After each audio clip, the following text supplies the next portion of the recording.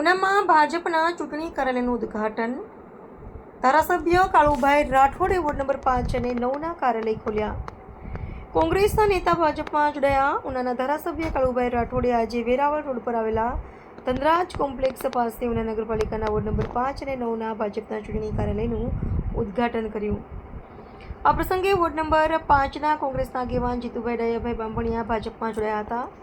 ધારાસભ્ય રાઠોડે ward number 5 અને 9ના ભારતીય જનતા પાર્ટીના 7 ઉમેદવારોને જંગી બહુમતીથી જીતાડવા માટે કાર્યકર્તાઓને આહવાન કર્યું હતું.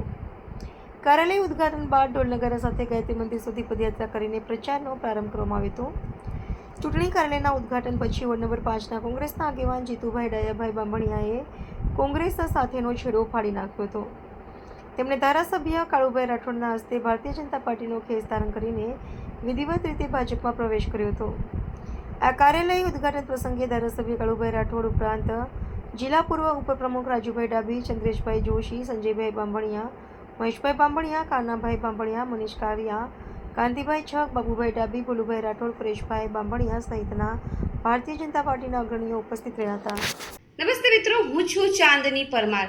આપની મનપસંદ ચેનલ એટલે કે દીવ મિરર ન્યૂઝ ચેનલને લાઈક કરો, શેર કરો અને ફોલો કરો. અને હા, તેમાં દરરોજ તાજા સમાચાર જોવાનું ભૂલશો નહીં. નમસ્કાર દર્શક મિત્રો, હું છું પાયલ બાંભણિયા. આજના મુખ્ય સમાચાર દેશ વિદેશ ગુજરાત રાજ્યના તાજા બ્રેકિંગ સમાચાર નિહાળો દીવ મિરર ન્યૂઝ ચેનલ પર દરરોજ રેગ્યુલર.